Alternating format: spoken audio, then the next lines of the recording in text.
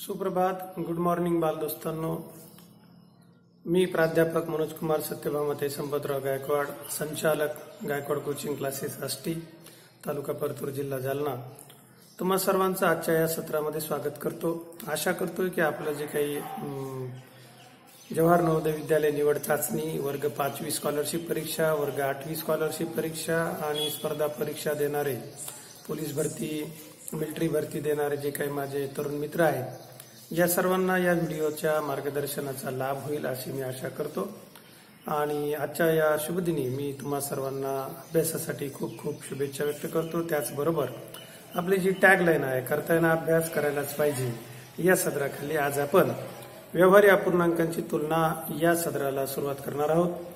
आणि व्यवहारी अपूर्णांकांची तुलना करत असताना जे काही नियम आपल्याला फॉलो करायचे, कारण साधारणतः बऱ्याचशा स्पर्धा परीक्षांमधून म्हणजे पाचवीच्या वरती 6वीसाठी नवोदयाची निवड चाचणी असेल, त्याबरोबर 8वीची स्कॉलरशिपची परीक्षा असेल, 5वीची स्कॉलरशिपची परीक्षा असेल, आणि त्याचबरोबर पोलीस भरती, मिलिटरी भरती किंवा इतर काही भरतींमधून अशा पद्धतीने अपूर्णांकावर आधारित प्रश्न हा निश्चित विचारला जातो. मग बेरीज, वजाबाकी, गुणाकार, भागाकार या मूलभूत क्रियाबरोबरच अपूर्णांकांचा लहान मोठेपणा याही घटकावरती प्रश्न निश्चित विचारलेला असतो. आणि म्हणून बालदोस्तांनो, आजच्या या सत्रामध्ये आपण सर्वप्रथम व्यवहारी अपूर्णांकांची तुलना म्हणजेच अपूर्णांकांची तुलना, यामध्ये तुलना कशा पद्धतीने आपल्याला करायची आहे तर त्याचे मार्गदर्शन आपण घेणार आहोत.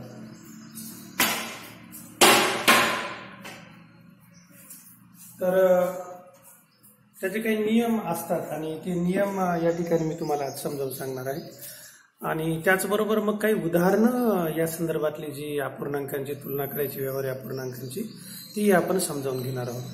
तर बालदोस्तांनो व तरुण मित्र, त्याचबरोबर जे कोणी माझा हा व्हिडिओ सर्वप्रथम म्हणजे पहिल्यांदाच बघतायत असे माझे सर्व गुरुजन वर्ग, सन्माननीय मित्र, त्याचबरोबर सर्व विद्यार्थी आणि बालदोस्त आणि तरुण मित्र जे काही स्पर्धा परीक्षेची तयारी करतात, तुम्हाला अशी विनंती आहे की हे चॅनल आपण लाईक व सबस्क्राईब करा. तुमच्या प्रत्येक लाईकने व सबस्क्राईबने आमचे नवीन नवीन व्हिडिओ तयार करण्यासाठी ते आम्हाला प्रोत्साहन मिळते. तर बोलूया बालदोस्तांनो आजच्या अभ्यासाकडे. तर आजचा आपण सदर निवडलेला आहे ते प्रकरण 3 जे आहे, अपूर्णांक आणि त्यावरील 4 मूलभूत क्रिया. त्यामध्ये जे सदर येत आहे त्याचा आपल्याला आज त्या टॉपिकचा अभ्यास करायचा आहे, ते आहे व्यवहारी अपूर्णांकाची तुलना. व्यवहारी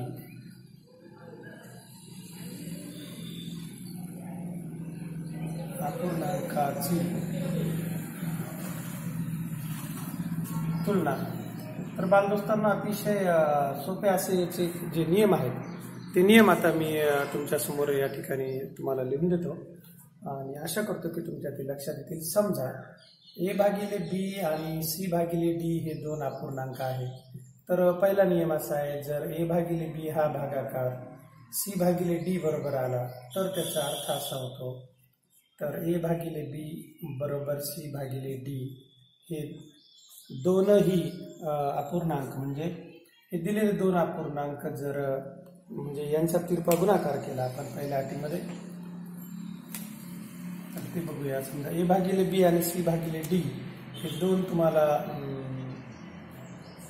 अपूर्णांक दिलेले आहेत आणि या अपूर्णांकांची समजा तुलना केली आपण, म्हणजे A/D बरोबर B/C हा गुणाकार जर सारखा आला, तिरपा गुणाकार, पहिल्याचा अंश दुसऱ्याचा छेद आणि दुसऱ्याचा अंश पहिल्याचा छेद, हा गुणाकार जर सारखा आला तर बालमित्रांनो दिलेले दोनही अपूर्णांक समान असतात. A/B = C/D. A/B बरोबर C/D.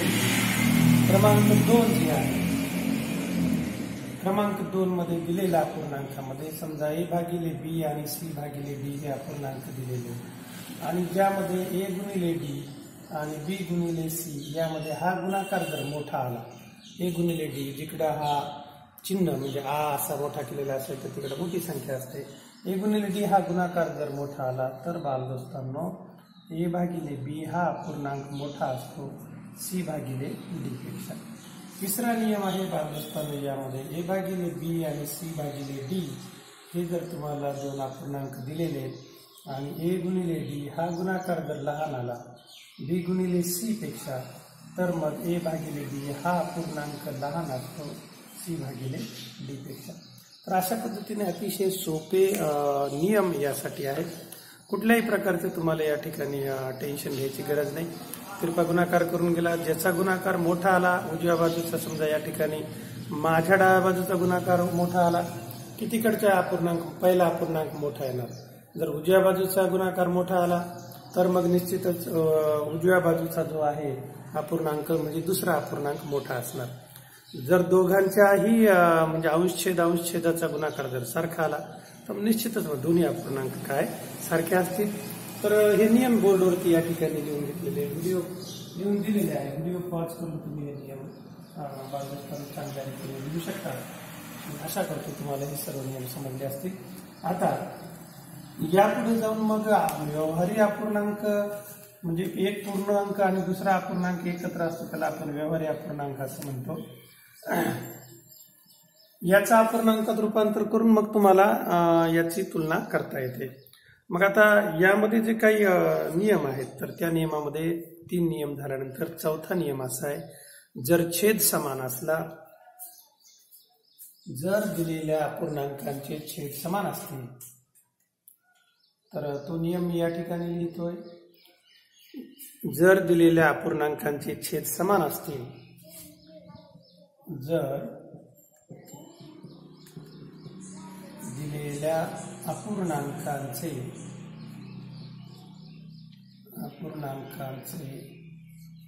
छेद समान असतील,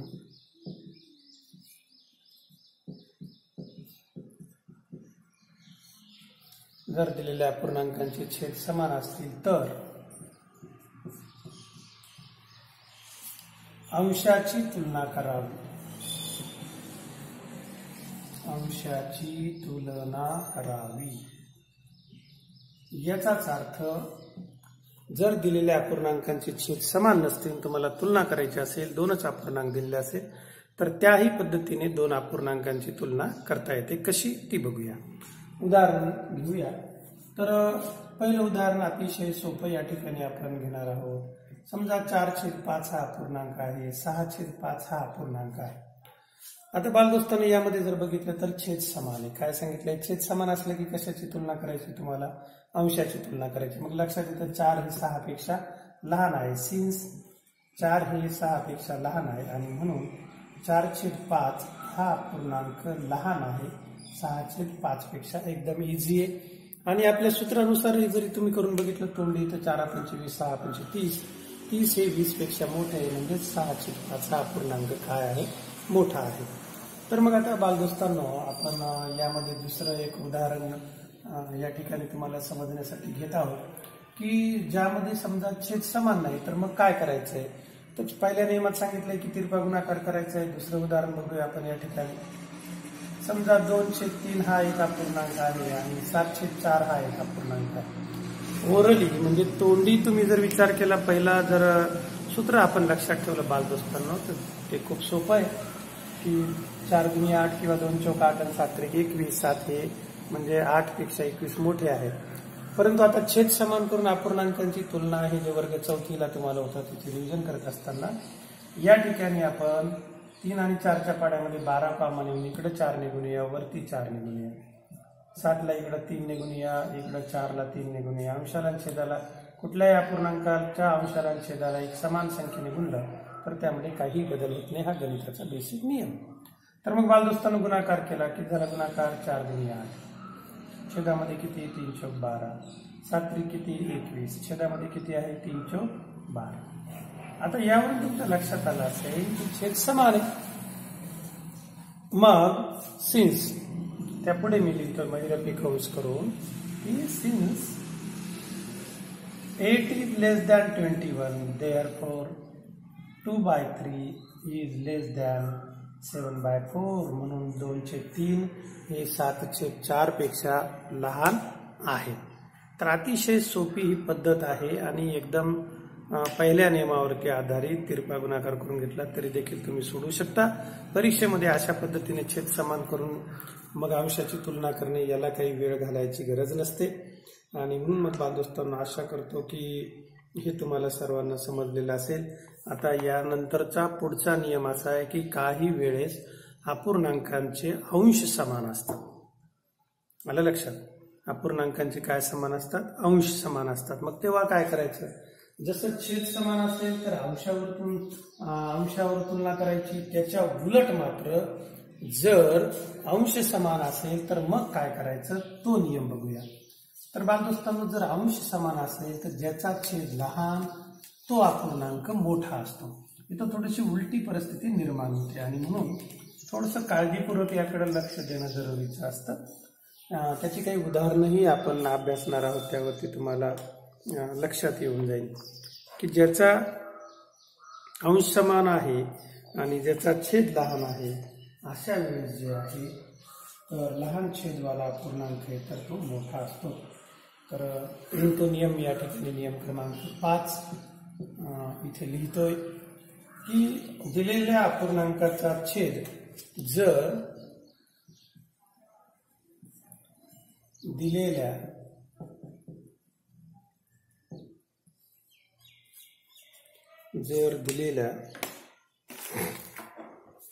अपूर्णांकांचे अपूर्णांकांचे अंश दिलेल्या अपूर्णांकाचे अंश समान असतील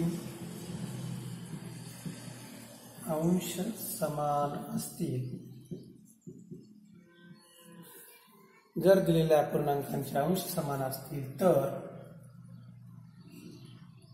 ज्या अपूर्णांकाचा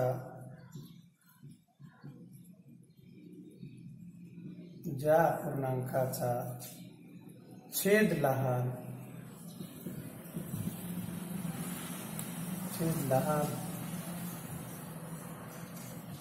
असतो तो अपूर्णांक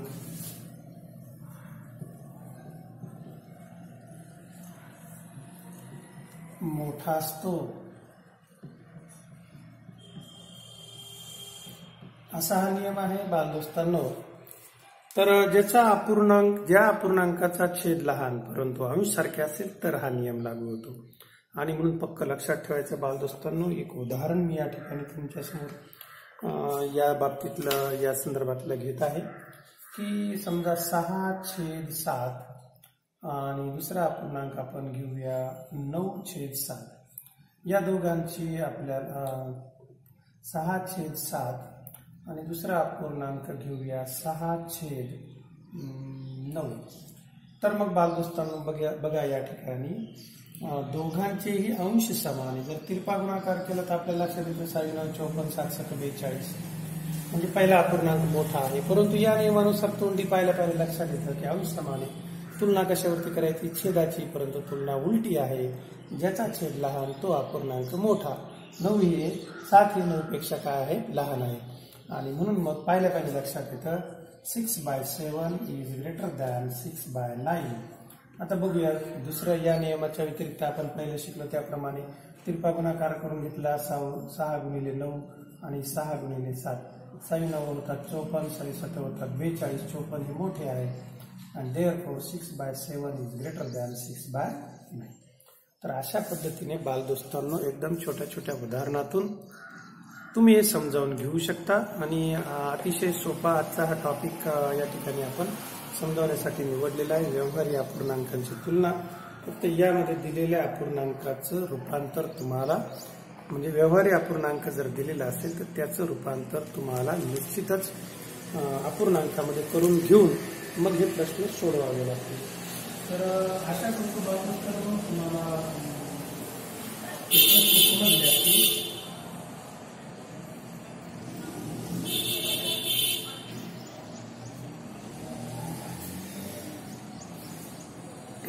खूप सोपे हे असे टॉपिक असतात.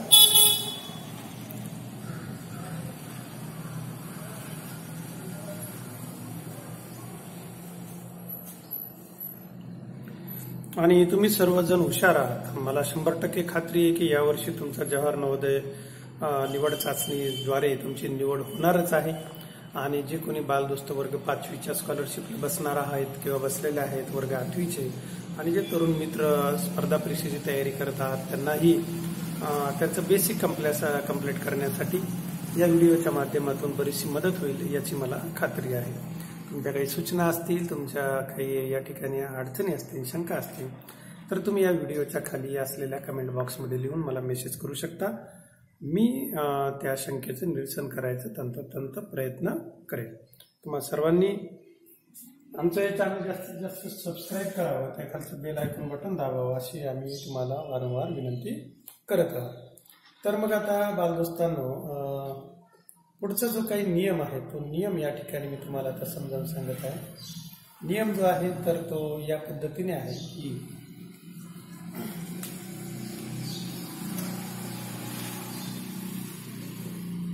आता काय होतं की स्पर्धा परीक्षेमध्ये साधारणतः असे एक म्हणजे 2च अपूर्णांक तुम्हाला तुलना करण्यासाठी नाही विचारत. ही झाली एक पद्धत. त्या ठिकाणी एकापेक्षा जास्त अपूर्णांक विचारल्या जातात आणि मग त्यावेळेस आपला गोंधळ उडतो. तर बालदोस्तांनो, समजा 4 अपूर्णांक म्हणजे तशी उदाहरणं आपण पुढच्या व्हिडिओमध्ये घेणार आहोतच.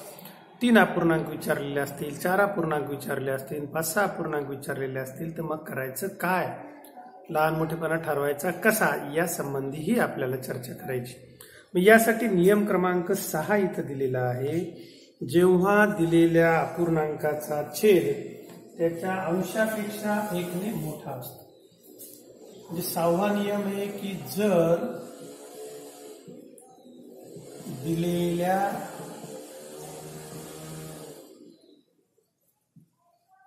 अपूर्णांकाचा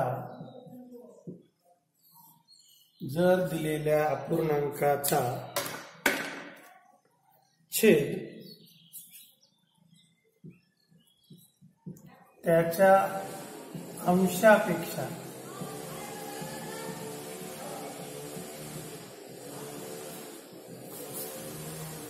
त्याच्या अंशापेक्षा 1ने मोठा असतो.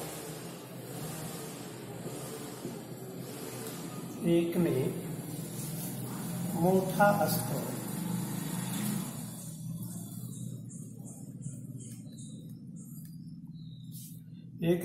असतो. तेव्हा या परिस्थितीत काय आहे की तेव्हा ज्या अपूर्णांकाचा छेद सर्वात मोठा, ज्या अपूर्णांकाचा छेद सर्वात मोठा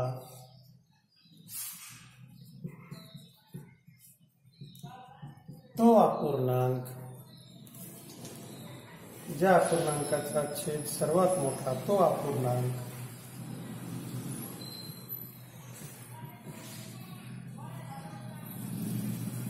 सर्वात मोठा असतो.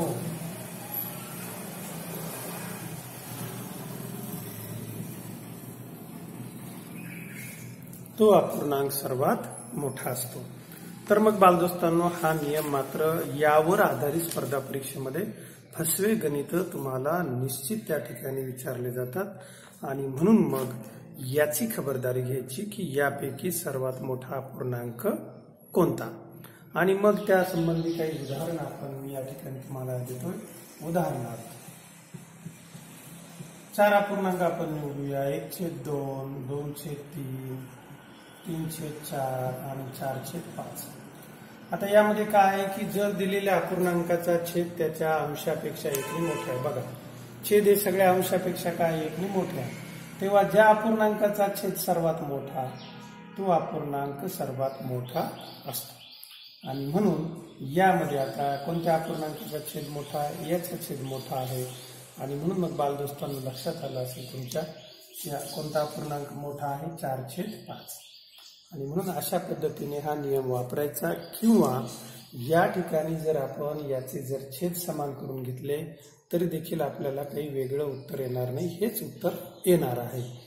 आणि म्हणून मग बालदोस्तांनो, हा नियम तुम्ही पक्का लक्षात ठेवा की जेव्हा छेद हा अंशापेक्षा 1ने मोठा असतो तेव्हा ज्या अपूर्णांकाचा छेद सर्वात मोठा तो अपूर्णांक सर्वात मोठा असतो. आता याच्या उलट जो आहे नियम क्रमांक 7, तो नियम आता आपण या ठिकाणी अभ्यासणार आहोत. तर तो नियम अगोदर मी इथं बोर्डवरती लिहितो, तो तुम्ही समजावून घ्या. अशी बरीचशी उदाहरणं जे आहे तर तुम्ही या ठिकाणी तयार करू शकता. स्वतः मनाने एक फरकाने असं लिहू शकता. आणि मग ती भरपूर उदाहरणं, म्हणजे साधारणतः जर आपण घेतलं 21/22, त्यानंतर 22/23, त्यानंतर 23/24, त्यानंतर 24/25. आता यामध्ये विचारलं की या चार अपूर्णांकापैकी सर्वात मोठा अपूर्णांक कोणता. स्पर्धा परीक्षेमध्ये गणित विषय म्हणजे सगळे गणित आपल्याला सोडवता येतात बालदोस्तांनो, फक्त ते कमीत कमी वेळेत आपल्याला जास्तीत जास्त गणित सोडवता आली पाहिजे. यामुळे असे फसवेरा प्रश्न विचारले जातात की जेणेकरून विद्यार्थी त्या ठिकाणी घुटमळला पाहिजे, त्याचा वेळ वाया गेला पाहिजे.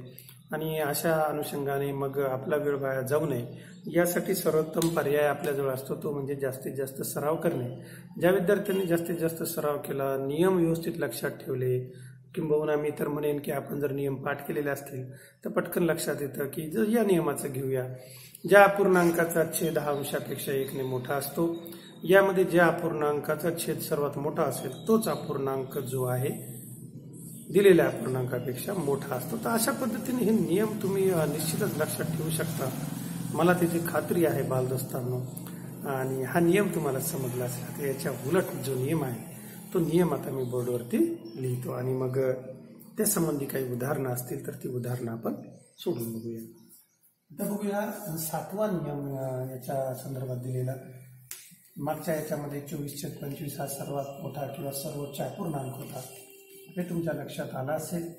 तुमची तेवढी प्रखर बुद्धिमत्ता आहेच आणि तेव्हाच तुम्ही हा युट्यूबचा व्हिडिओ बघताय.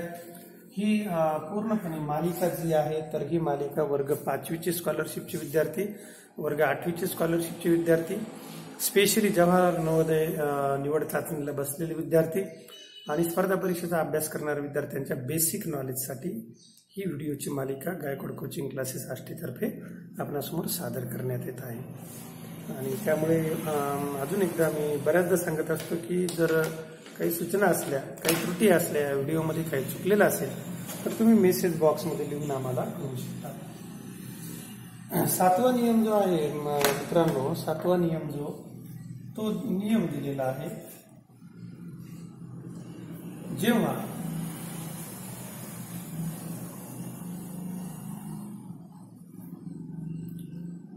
अंश हा छेदापेक्षा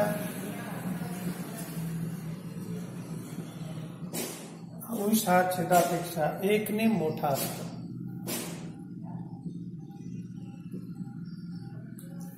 आता काय मोठा आहे बालदोस्तांनो? अंश मोठा आहे. तेव्हा या परिस्थितीत काय दिलेलं आहे? तेव्हा ज्याचा म्हणजे त्याच्या उलट ज्या अपूर्णांकाचा छेद लहान असतो, ज्या अपूर्णांकाचा छेद लहान असतो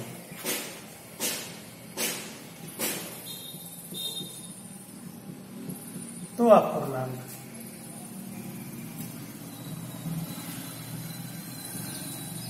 ज्या अपूर्णांकाचा छेद लहान असतो तो अपूर्णांक सर्वात मोठा असतो. सर्वात मोठा असतो. आणि हे कधी नियम वापरायचे दोन्ही, की जेव्हा तुम्हाला 2 पेक्षा जास्त अपूर्णांक दिलेले आहेत, ज्यांच्या छेदामध्ये आणि अंशामध्ये किंवा अंशामध्ये आणि छेदामध्ये एकचा फरक आहे, तेव्हा हे नियम तुम्हाला वापरायचे. एरवी काही नाही, एरवी तुम्हाला तिरपा गुणाकार करून ठरवायचा आहे.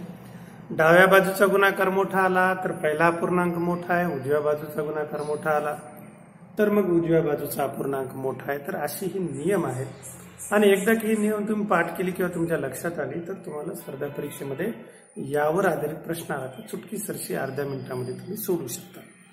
आशा करतो की हा नियम आता तुम्हाला समजला असेल आणि यावर आधारित काही उदाहरण या ठिकाणी आपण बघूया. तर उदाहरण घेऊया एक. समजा 9/8 आहे, त्यानंतर 9 म्हणजे आपल्याला या ठिकाणी घ्यायचे आहे की अंश आणि छेदामधील 1चा फरक आपल्याला घेत असताना 9/8, त्यानंतर 9/10, आणि नंतर 10/11, त्यानंतर 11/12, नंतर 12/13. अशा पद्धतीने आपण ज्यावेळेस अपूर्णांक घेतले तर ज्यात आपण हा थोडासा उलटा झाला 8/9 याला करून घेऊया. म्हणजे आपली अट काय, जेव्हा अंश हा छेदापेक्षा 1ने मोठा असतो. अंश हा छेदापेक्षा 1ने मोठा, म्हणजे आपल्याला अंश मोठा हवा. तर ही सिच्युएशन थोडीशी चुकली आपली, मागच्या प्रमाणे झाली. छेद मोठा झालेला आहे, त्याला थोडंसं उलटं करून घेऊया. अंश हा छेदापेक्षा मोठा ज्यावेळेस असेल तर त्या परिस्थितीमध्ये 9/8 पहिल्यांदा आपण बरोबर लिहिलेलं होतं. त्यानंतरचा पुढचा पूर्णांक जो आहे 10/9, त्यानंतर 11/10, त्यानंतर 12/11, त्यानंतर 13/12. तर या परिस्थितीमध्ये आपण जर आता लक्ष दिलं तर अंश हा छेदापेक्षा 1ने मोठा आहे. आणि नियम काय सांगितला जातो की जेव्हा अंश हा छेदापेक्षा 1ने मोठा असतो तेव्हा ज्या अपूर्णांकाचा छेद लहान असतो तो अपूर्णांक सर्वात मोठा असतो. आणि म्हणून मग तुमच्या लक्षात आलं असेल बांधुस्तांनो, या ठिकाणी 9/8, 8 हे सर्वात लहान आहे, म्हणून 9/8 हा अपूर्णांक सर्वात काय आहे, मोठा आहे. तर अशा पद्धतीने हे दोन नियम पक्के लक्षात ठेवा की पहिल्या याच्यामध्ये जेव्हा छेद मोठा असतो, म्हणजे अपूर्णांकांचा ज्यावेळेस 1चा फरक असेल, आणि जर जे म्हणजे त्या फरकामध्ये काय सांगितलंय की जर त्यामध्ये छेद हा अंशापेक्षा 1ने मोठा असेल, अशा परिस्थितीमध्ये ज्या अपूर्णांकाचा छेद मोठा, म्हणजे पहिल्या परिस्थितीमध्ये सांगितलेलं आहे की ज्या अपूर्णांकाचा छेद सर्वात मोठा असतो तो अपूर्णांक सर्वात मोठा असतो. आणि त्याच्या उलट या ठिकाणी ज्यावेळेस अंश हा छेदापेक्षा 1ने मोठा असतो तेव्हा ज्या अपूर्णांकाचा छेद सर्वात लहान तो अपूर्णांक सर्वात मोठा. तर अशा पद्धतीने ही उलट्या पद्धतीची म्हणजे कॉन्ट्रोवर्सी असलेली ही एक नियमांची पद्धत आहे. तर ही आपण सर्वांच्या लक्षात आलेली असेल असे मी गृहीत धरतो. आणि मग यावर आधारित काही प्रश्न जे परीक्षेला विचारलेले आहेत ते प्रश्न या ठिकाणी, आता एक प्रश्न आपण या सत्रामध्ये घेऊया की यापैकी सर्वात मोठा अपूर्णांक कोणता, असे काही प्रश्न इथं आहेत. तर ते प्रश्न तुमच्यासमोर मी एक प्रश्न परीक्षेला आलेला आहे यापूर्वीच्या, तो प्रश्न या ठिकाणी घेऊया आणि त्याचं विश्लेषणही मी तुम्हाला या ठिकाणी सांगतो. प्रश्न जो आहे तर यापूर्वीच्या परीक्षेमध्ये आलेला प्रश्न म्हणजे लहान मोठेपणा ठरवण्यासाठी, तो प्रश्न इथं मी तुमच्यासमोर सादर करतो. म्हणजे मग तुम्हाला समजेल की यापैकी सर्वात मोठा अपूर्णांक कोणता.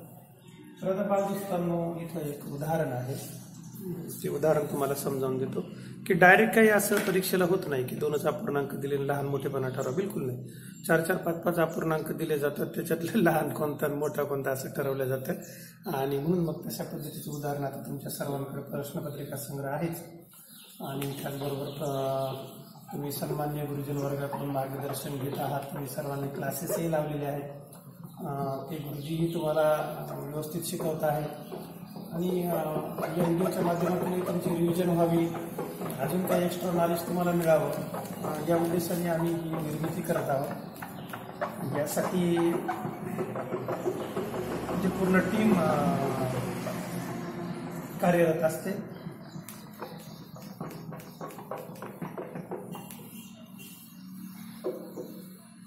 तर बघूया, एक प्रश्न या ठिकाणी मी तुम्हाला देतोय. बरोबर, चष्मा राहून गेला. सध्या खूप दमट वातावरण आहे, अतिशय गरमत इथं आमच्या गावामध्ये, पावसाळी वातावरण आहे आणि त्यामुळे आज ऊन वगैरे पडलेलं आहे स्वच्छ चांगलं. काल थोडाफार पाऊस झाला, पण अतिशय दमट वातावरण इथं मराठवाड्यामध्ये. पावसाचं प्रमाण यावर्षी चांगलं आहे आणि दमट वातावरण असल्यामुळं मात्र भरपूर घाम येतो दिवसभर. कालही आणि आजही सकाळपासून अशीच ह्युमिडिटी वाढलेली आहे. तर बालदोस्तांनो, इथं एक प्रश्न विचारलेला आहे, यापैकी सर्वात मोठा अपूर्णांक कोणता? तर हा एक प्रश्न आज आपण घेणार आहोत. Question number 1. Question is so simple. 2/3, 3/6, त्यानंतर 7/12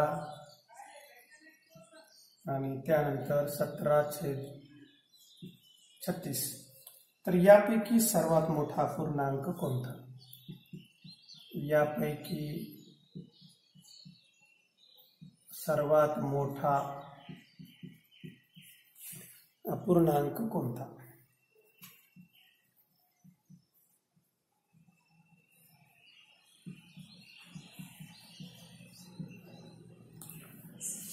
तर बालदोस्तांनो, एकदा प्रश्न वाचतो मी पुन्हा एकदा. 2/3, 3/6, 7/12, 17/36 यापैकी सर्वात मोठा अपूर्णांक कोणता, असा हा प्रश्न आहे. तर आपल्याला वेळ थोडा राहिलेला आहे. एकदम फास्ट मी या ठिकाणी सांगतो की 2/3 आणि याचा जर आपण भागाकार करून घेतला तर 2 × 2 हे 3 × 3 3 2 6, त्यानंतर 7/12 आणि त्यानंतर 17/36. तर सर्वांचं आपण इथं जर बघितलं तर तोंडी जर याचे छेद समान जर आपण करून घेतले तर मग आपल्याला पटकन लक्षात येईल. आणि म्हणून त्यासाठी काय करतोय आपण, याला जर 36 म्हणजे 3च्या पाड्यामध्ये 36 केव्हा येतात ते आपण बघायचे. 3 × 12 36 होतात, मग वरती 12ने गुणायचे. या ठिकाणी 2 × 18 36 होतात, मग वरती 18ने अंशात गुणायचे. नंतर 7 × 12 36 होतात, 3ने गुणायचे, खाली 12 36 आणि शेवटी 17/36 दिलेला आहे. मग 12 × 24 12/36. या ठिकाणी 18/36, या ठिकाणी 21/36 आणि नंतर 17/36. तर अशा पद्धतीने बालदोस्तांनो तुमच्या लक्षात आलं असेल की सगळ्यांचा छेद समान झालं आणि छेद समान झाल्यानंतर मग आपल्याला माहिती ज्याचा अंश मोठा तो अपूर्णांक सर्वात मोठा. या ठिकाणी 24 ही सर्वात मोठी आहे. मग या दिलेल्या अपूर्णांकामध्ये मोठा अपूर्णांक आहे 24/36. परंतु असं उत्तर त्या ठिकाणी तुम्हाला MCQs मध्ये म्हणजे त्या ठिकाणी पर्यायामध्ये कदाचित दिलेलं नसेल. मग घाई करायची नाही, याला संक्षिप्त रूप देऊन घ्यायचं आणि मग आपण याला जर 2ने भाग दिला किंवा 12ने भाग दिला, 12 × 2 = 24 12/36 मूळ स्वरूपात इथं तो उपलब्ध आहे. आणि मोठा अपूर्णांक कोणता आहे? 2/3. तर आशा करतो आजचे सर्व मार्गदर्शन तुम्हाला समजलेलं असेल. काही यामध्ये त्रुटी असली किंवा काही चूक जर असली तर बालदोस्तांना ते तुम्ही व्हिडिओच्या खालची कमेंट बॉक्समध्ये लिहून आम्हाला कळवा. तुमच्या सूचनांचं आम्ही निश्चित स्वागत करू आणि त्या तुमच्या ज्या काही सूचना आहेत त्या अंमलात आणून यापुढच्या व्हिडिओमध्ये तशा चुका होऊ न देण्याची खबरदारी आम्ही घेऊ.